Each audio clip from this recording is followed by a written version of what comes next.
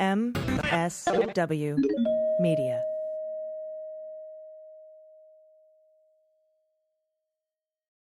$250 million spent, close to 4 million votes cast, and neither candidate broke 50% in the race for Georgia's Senate seat. As we ramp up for the runoff, find out what's really going on with the Atlanta Journal-Constitution's Politically Georgia podcast. Get expert analysis from insiders Greg Bluestein. This runoff election is consequential. And Patricia Murphy. Immense amounts of significance riding on this Senate race. It's in-depth local coverage of the Senate runoff you won't get anywhere else. Politically Georgia. Available on Apple, Spotify, or wherever you listen to podcasts. Thanks to Storyworth for supporting the Daily Beans. Storyworth is a meaningful gift you and your family can treasure forever, and you can get started right away. Go to storyworth.com/dailybeans to get $10 off your first purchase. With swearing. Daily Beans, Daily Beans. Daily Beans, Daily Beans. Hello, and welcome to the Daily Beans for Friday, December 2nd, 2022. Today, the 11th Circuit has vacated Judge Cannon's ruling appointing a special master in the Mar-a-Lago documents case. Joel Greenberg is sentenced to 11 years in prison. Cochise County, Arizona is ordered to certify their results as a judge orders Kari Lake's lawyers to pay Rule 11 sanctions fines, and a federal judge has ordered the Pats to provide additional testimony to a federal grand jury. I'm Allison Gill. And I'm Dana Goldberg. It's the day of the 11s, Dana. It is, and it's a good day for news today and justice. It is party in the USA. So we have the 11th Circuit, 11 years in prison, and Rule 11 sanctions. It's like so good. 11s on this December 2nd. So we finally got that 11th Circuit ruling. I did a thread about it over on Twitter. Of course, I was paraphrasing a lot, making the court say things like, nah, bro, you suck. And I think that was a quote verbatim, by the way. And what's really cool is Department of Justice gets to keep Donald's Celine Dion photo as evidenced in a footnote in the ruling. So I'm going to cover that in Hot Notes. And Andrew Torres and I will go over it in depth on the bonus episode of Clean Up on Aisle 45 for patrons this weekend. And Dana, I can announce a new podcast. Tell me, because the name's amazing. Thank you very much. I know I promised everyone I wasn't going to do a new podcast about the new special counsel, but over Thanksgiving, I changed my mind because I got a ton of messages saying, we need you to do this. You did the Mueller investigation thing, and now we need you to do the Jack Smith thing. So Andrew McCabe and I are joining forces to start a podcast called You Don't Know Jack. Oh, so good. I'm so proud of you. Thank you. And I'm very excited about it. This time, we don't have Office of Legal Counsel memos preventing us from indicting sitting presidents. We don't have, Barr in the way to spin the findings. It's going to be a very different special counsel investigation. And I'll be able to go over it with somebody who's an expert, not only in classified documents and counterintelligence and counterterrorism, but somebody who, is probably the single reason that the Mueller special counsel investigation existed in the first place. Andrew McCabe, good friend of mine, he's going to be co-hosting with me. So I'm very excited, and we'll talk about all things Jack Smith. So that's coming out Sunday. I know everybody said they want stuff to, they don't have any podcasts to listen to on Sundays, and Mueller, She Wrote came on Sundays, so we're going to do You Don't Know Jack on Sundays this Sunday as well. So I'm very excited. With that, we have a lot of news to get to. You're right, dude. Dana, today, such a great day for news, such a great day for justice. I love you. You're right, dude Dana. Yep, I'm dude Dana. I'm fine with that today. Let's keep it moving. You're right, dude Dana. Pretty sick. Sick 11th Circuit decision, bro. Oh, man. You got some notes to hit for me? I do. I have some hot notes. Hot Notes. All right, as I said at the top of the show, the 11th Circuit ruling is in, and they have vacated Judge Cannon's order appointing a special master, citing a lack of equitable jurisdiction. Remember the old quote, you cannot have equitable jurisdiction over inequitable acts. And just as I said, the first Ritchie factor is dispositive, and Trump failed to meet it. He didn't even argue it. But just like they did in Chapman, the 11th Circuit went over the remaining 3 Ritchie factors for funsies and showed that none of them were met. And if they allowed for this, then anyone could sue the government after a search warrant and get a special master appointed. And they're like, nah, So they go on to say that the only possible argument Trump had left after all the Ritchie factors weren't met was that he's a former president. And they say, even though it's bad for America when a former president has a search warrant executed on his house, like even though that sucks and is totally unprecedented, the courts can't interfere in a criminal investigation, a separation of powers. It's a Constitution thing. And Cannon has no jurisdiction here. So they vacated her order and remanded Cannon to dismiss the entire case. So the special master is now moot. I imagine Donald Trump will try to say, please, Supreme Court, step in and stop this from happening. But I think just like in October, when the Supreme Court says, no, unanimously, no, we're not stepping in to stop this, I don't think they'll do it here either. And so all those documents, the non-classified ones now, are going to leave the special master, Judge Deary, and they're all go back to the Department of Justice, including Celine Dion photos. So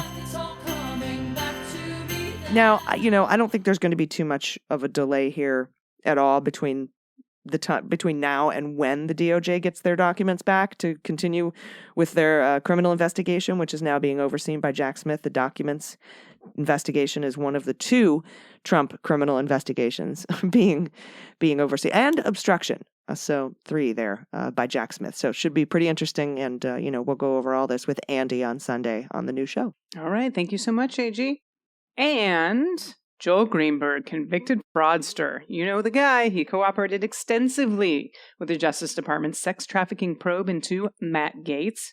Well, he was sentenced Thursday to 11 years in prison by a federal judge in Florida. Greenberg, who is a former Seminole County tax collector, if that's what you'd like to call him, previously pleaded guilty to underage sex trafficking, wire fraud, stalking, identity theft, producing a fake ID card, and conspiring to defraud the U.S. government. He's been in jail since early 2021, and he'll get the credit for that. A little bit of time served. And this is a quote, "I've never seen a defendant who has committed so many different types of crimes in such a relatively short period." And this is from the Judge Gregory Presnell, who has been on the federal bench for decades and has sentenced more than 1,000 defendants. He's like, no one's been as much of a fuck up as you in such a short amount of time.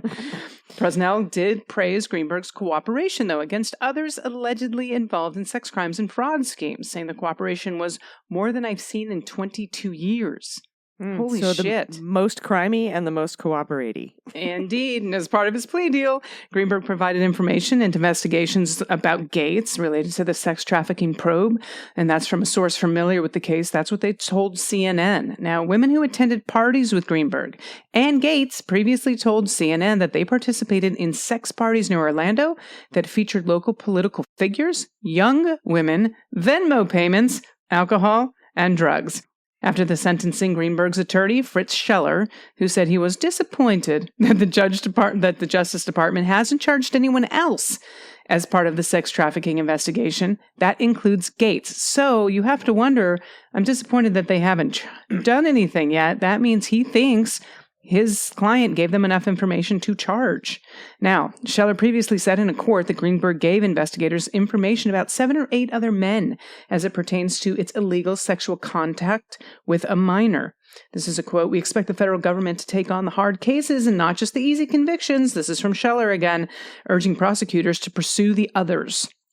That's what they're there for, he continued, saying the Justice Department should hold higher-level figures accountable for the sake of democracy, and let's hope that they do. Yeah, I gotta say, I agree with Joel Greenberg's lawyer. Another thing that happened today, this is almost a bigger story than the 11th Circuit. A federal judge has ordered former top Trump White House lawyers to provide additional grand jury testimony, rejecting Trump's privilege claims in the Justice Department's criminal investigation in his effort to overturn the election. Pat Cipollone, Trump White House counsel, and his deputy, Patrick Philbin, the Pats, appeared in September before the grand jury in D.C. as part of a Justice Department investigation, which is now being overseen by newly appointed special counsel Jack Smith. The Pats declined to answer some of the questions at the time, not because they're assholes, but because they, thought that they might, succumb to executive privilege. Because they cited Trump's claims of executive privilege and also attorney-client privilege, right? Cipollone and Philbin didn't respond to CNN's request for comment. Trump is expected to appeal. CNN has reached out to his representatives. Now, Trump has lost this appeal before. The Justice Department did not respond to requests for comment, but the privilege claims have been the subject of an ongoing legal battle in secret proceedings before the Washington federal judge overseeing the grand jury. That is Judge Beryl Howell. The judge has similarly rejected Trump's privilege claims for other witnesses, including, as we know, top former Vice President Mike Pence aides Mark Short and Greg Jacob. They provided a second round of grand jury testimony after the judge ordered them to answer additional questions as part of a January 6th related probe. So here we go. I love it. And a little note on this. You remember how we covered that story yesterday about Wall and the other guy that got busted? They have to do 500 hours of voter registration. It's in specific areas, like inner city areas in New York. DC. Like it's not just wherever they want. Yeah. So it's a good thing on that. And AG, this afternoon, a federal judge sanctioned lawyers for failed Arizona. I love that. Failed Arizona gubernatorial candidate Kari Lake, who sued to force the state to use paper ballots in the November election. In point of fact, the state does use paper ballots, a fact which could have been determined by the plaintiff and her lawyers had they even bothered to conduct the factual, this is a quote, the factual legal pre-filing inquiry that the circumstances of this case reasonably permitted and required, which they did not. That's not a sentence you ever want to read if you're on the pointy end of sanctions orders. You could have figured this out yourself. Now, nor are you looking for several pages of eviscerating the complaint. They eviscerated this complaint as a collection of mere conjectural claims and potential injuries, followed by the ominous warning that Rule 11 requires more. So, this is safe to say that the U.S. judge, the district judge, John J. Tucci, was not amused that his time was wasted at being forced to spend months dealing with the garbage lawsuit Mike Lindell, the pillow guy, cooked up to, quote, sue all the machines. I'm suing the machines. Okay, Neo. Yep, okay, fella. Go back to your kiosk. The MyPillow CEO has a team of lawyers he regularly employs for these windmill tilts, including one, I kept my underwear on, Alan Dershowitz, who actually put his name on this pile of shit. Like, he signed it. He signed on. In April, a consortium of plaintiffs, including Lake and Secretary of State candidate Mark Finchem, well, they sued demanding that the state use only paper ballots for the upcoming election. Well, the court characterized this as entirely frivolous because defendants are already doing what plaintiffs want them to do. Why the fuck are you suing for something that's already happening? So then Dershowitz comes on, along with attorneys Andrew Parker and Kurt Olson, will be jointly and severally liable for the Maricopa County defendants' attorney's fees. They're now on the hook for them, which is an ignominious. We're learning new words here on the Daily Beans. If anyone wants to tell us how this is pronounced, that's great. But I think it's ignominious end. Yeah, because like an unceremonious, it's probably come from the same word. Ignominious end to the Harvard emeritus professor's long legal career, and an even more ignominious end to the big lie claims that brought Donald Trump and his acolytes. That were brought by him. Yeah, this article, it's well written. Jesus Christ. But it's not an easy read. No, thank you. I'm looking at this going, listen, I'm a smart woman. I don't know some of these words, and I'm okay admitting that. Which is an ignominious end to the Harvard emeritus professor's long legal career, and even more ignominious end to the big lie claims brought by Donald Trump and his acolytes. Acolytes. Ignominious. Emeritus. So good. So many. So many SAT words. Well, a judge ordered Cochise County in Arizona to certify their election results by 5 p.m. Thursday, which they did, and all of Arizona is now certified. And it's a good thing they fucking did, because if they had not, a Democrat would have taken a seat because the Republican votes wouldn't have been counted. Yeah, and I think that that's a really big, important point. Katie Hobbs, who's currently the Secretary of State, she's the governor-elect, sued Cochise County to force them to count their votes, and they're mostly Republican votes. And had she not, and had they not certified these votes, it would have flipped a couple of seats blue, including Arizona 6 and the school superintendent race. But Katie Hobbs, who is a Democrat, believes that all votes should be counted. As they should. And you know what? If I'm going to have this hard of a time pronouncing words, I should be drinking while we record. That is a very good point, and I highly recommend you should do that. Thank you very much. You go get that, and then we're going to get to the good news. But we're going to take a quick break first, so everybody stick around. We'll be right back. After these messages, we'll be right back. Hey, everybody, it's AG. Chances are this holiday season, you're going to be around people who like to tell stories. And maybe someone in your family loves to share stories from years ago that only they remember. Someone in my family is like this, my mom, and they found it challenging to document all these memories for their family to keep by themselves, but I discovered Storyworth last Christmas, and now we are enjoying we have a book. They made a book of all of her stories that we can just keep forever and just keep passing down in our family. And right now, Storyworth is offering $10 off your first purchase at storyworth.com/dailybeans, because here's how it works. Every week, Storyworth will email your loved one a single life-related prompt, a writing prompt, that you get to pick from their collection, or you can even write your own, like, what's the bravest thing you've ever done? Or where were we conceived as children? That's one of my favorite ones. You can even write your own. I asked my mom about a lot of different things, including favorite childhood foods, and it led to learning, actually, a new family recipe that we had forgotten about. It was my Aunt Julie's Texas cheesecake. So anyway, they have this amazing thing. They send you the emails, you reply with your story, and then after a year, like I said, Storyworth compiles your loved one's stories and memories and even photos if you want into this beautiful book. I have it right here. And it creates this valued keepsake. And help your family share their stories this holiday season with Storyworth. You can go to storyworth.com/dailybeans today and save $10 on your first purchase. That's Storyworth, STORYWORTH.com/dailybeans, and save $10 on your first purchase. Again, that's storyworth.com/dailybeans. And as you know, I used to have sleep problems that plagued me for a very long time. I thought it was stress from news, from what was going on with the Orange Man in the White House, but as it turns out, I was sleeping on a mattress made for somebody else. And that is all came to an end when I found Helix Sleep. You just go to their website, helixsleep.com/dailybeans, take their online 2-minute sleep quiz, and answer the questions. They match you to the perfect mattress for you and how you sleep. And I could never go back. Helix Sleep is a premium mattress brand. They provide tailored mattresses based on your sleep preferences. And right now their lineup has 14 unique mattresses, including a collection of luxury models, a mattress for big and tall sleepers, and even a mattress made just for kids. It was designed for children 3 to 12 years old, and it was awarded Best Mattress winner by Parents Magazine. Helix knows there's no better way to test out a new mattress than by sleeping on it in your own home, and that's why they offer a 100-night risk-free trial. Try out your new Helix mattress, see how your body adjusts, and if you decide it's not the best fit, you can return it for a full refund. They'll even come pick it up. It ships to you for free. It's easy to put together. You don't even need tools. And right now, Helix is offering up to $200 off all mattress orders and 2 free pillows for listeners. Just go to helixsleep.com/dailybeans. With Helix, better sleep starts now. Everybody, welcome back. It's time for the good news. Who likes good news? Everyone? Then good news, everyone!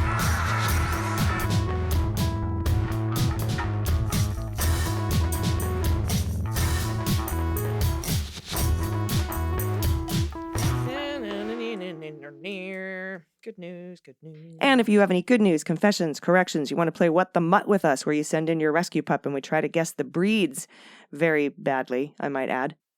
Baby pictures. Dana loves baby pictures. I love the baby pictures. Mm-hmm. Any pet photos, your fur babies, especially in costume or holiday stuff. You know, I love those too, but any old pet photo will do. They're the best. Happy places, shout outs to people that you love, shout outs to small businesses in your area. Send it all to us at dailybeanspod.com. Just click on contact. First up, from Carmadillo.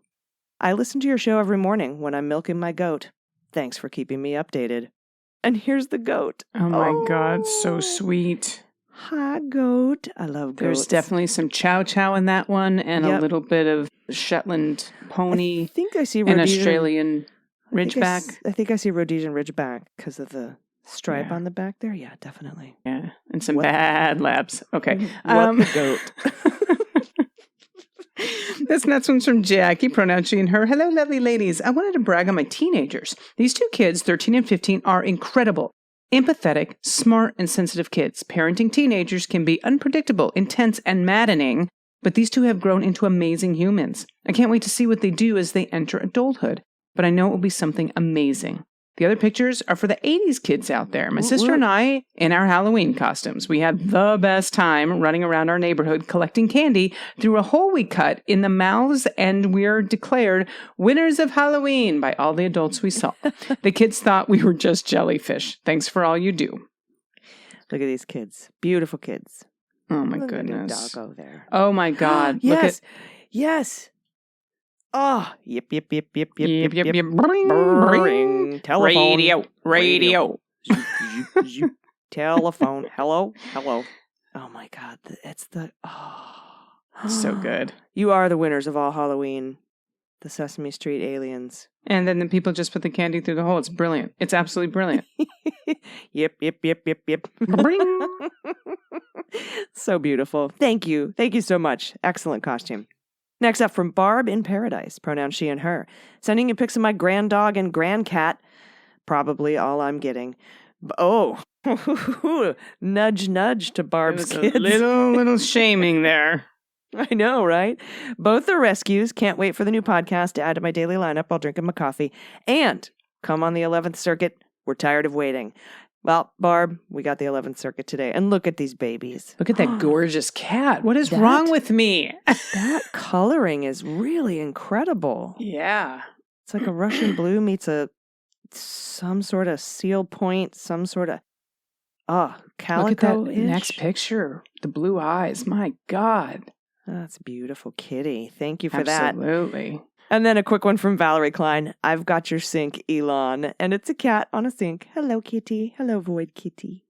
Thank you very much. This next one's from Anonymous, pronouns he and him. This is a unique What the Mutt.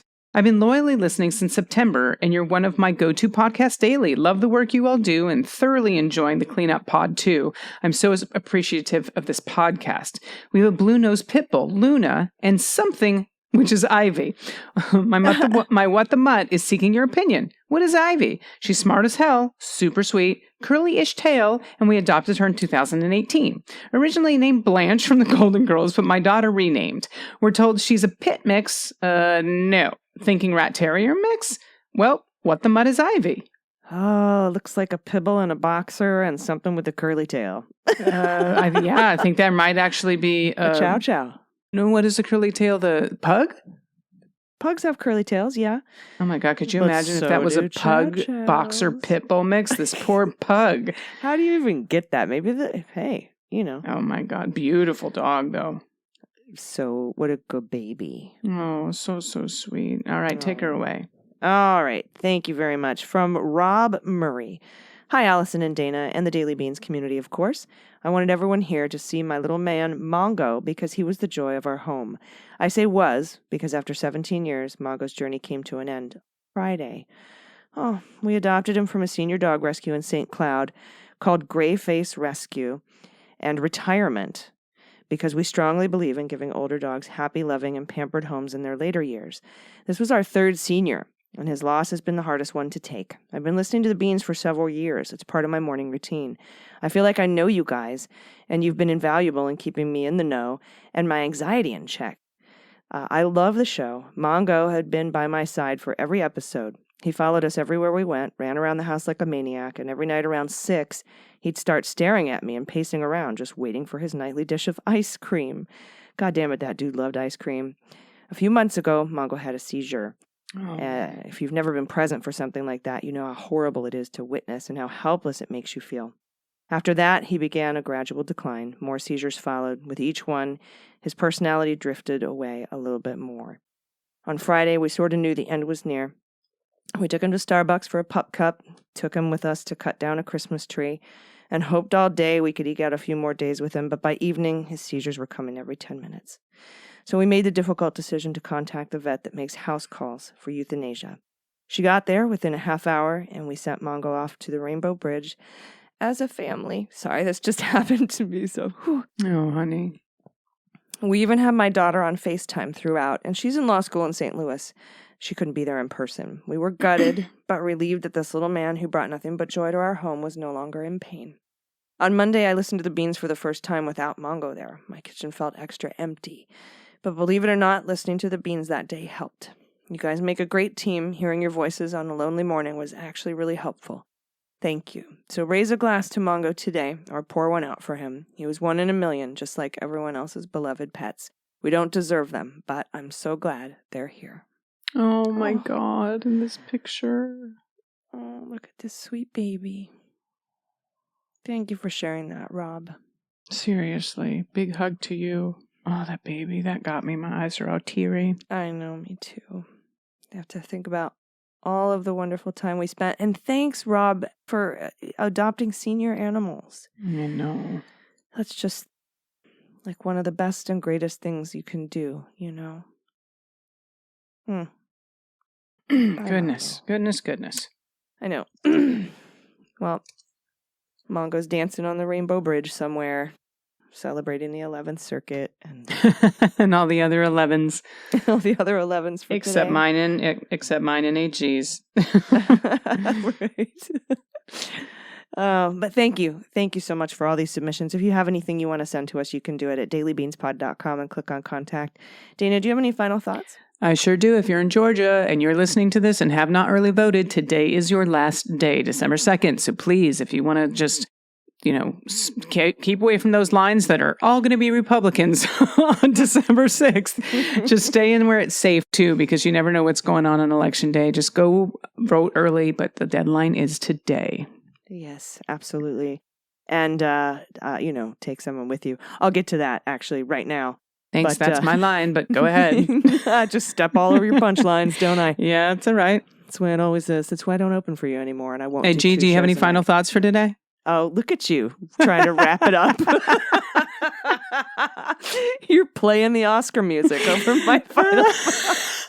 Da, da, da, da, da, da. All right. I'd like to thank the Academy. Yes, that was my final thought. And I had a great week with you, and we'll be back on Monday. I'll be back Sunday with Andrew McCabe for the new show, You Don't Know Jack. Listen and subscribe. Please subscribe. Everyone subscribe and follow on Apple so we can blow Ben Shapiro off the fucking charts. Dude's always number 3.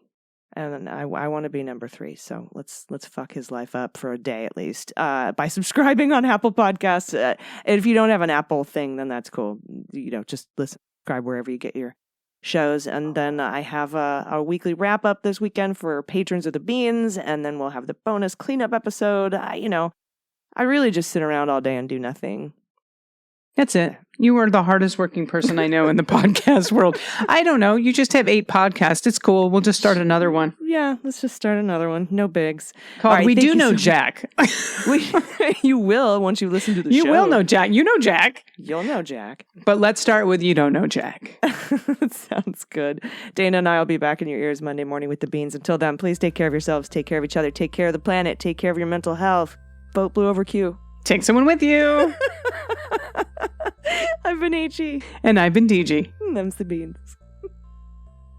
The Daily Beans is written and executive produced by Allison Gill with additional research and reporting by Dana Goldberg and Aimee Carrero. Sound design and editing is by Desiree McFarlane, with art and web design by Joelle Reeder with Moxie Design Studios. Music for The Daily Beans is written and performed by They Might Be Giants, and the show is a proud member of the MSW Media Network, a collection of creator-owned podcasts dedicated to news, politics, and justice.